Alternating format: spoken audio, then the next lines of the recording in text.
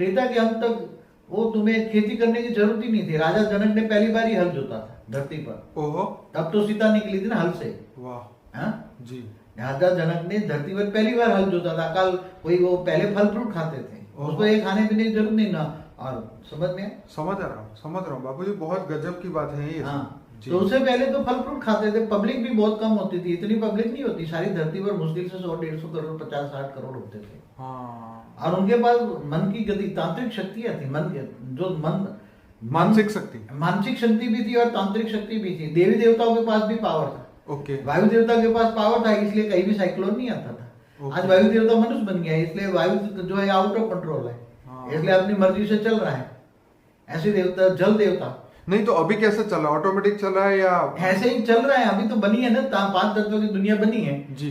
तो पहले उसको जब बनाया तो वायु देवता को जब बनाया, वायु बनाया जी, तो वायु कंट्रोल में होता था। हाँ। अभी ऑटोमेटिक चलता है वायु। हाँ। मगर साइक्लोन आते हैं ना।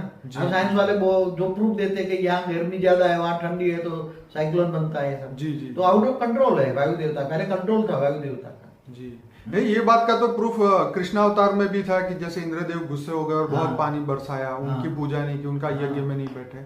तो खैर ये तो बात सही है। तो अब क्या बाबूजी?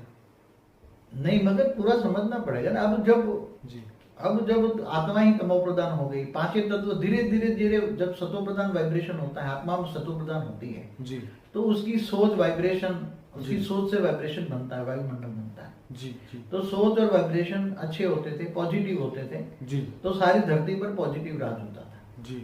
और धीरे धीरे मनुष्य भी बढ़ते गए जी। और धीरे धीरे मनुष्य आत्माओं की नेगेटिव सोच बनी जी। फिर एक पंथी से दो पंथी हो गए। जी। तो आमने सामने इतनी लड़ाई, पूरा द्वापर युग लड़ाई झगड़ा हुआ शिव पंथियों वैष्णव पंथियों में। जी। आज भी कई पक्के वैष्णव पंथियों तो देखना शिव शब्द भी नहीं बोले, आज भी कई हमने देखे हैं।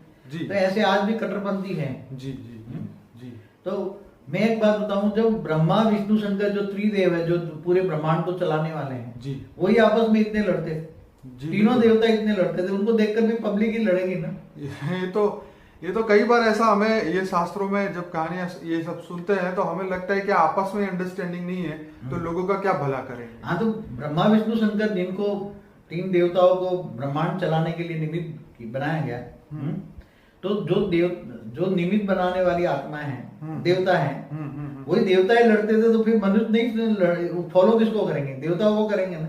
बाबूजी इतना ईगो होता था देवताओं के अंदर, हमें लगता है कि शायद धरती के इंसानों में इतना ईगो है, बट उनको देख के हमें लगता है कि भाई वो जिनको वो लोग स्वर्ग बोलते हैं वो तो वहां भी ईगो था, तो रियलिटी में स्वर्ग था ही कहाँ? देवता आपस में बहुत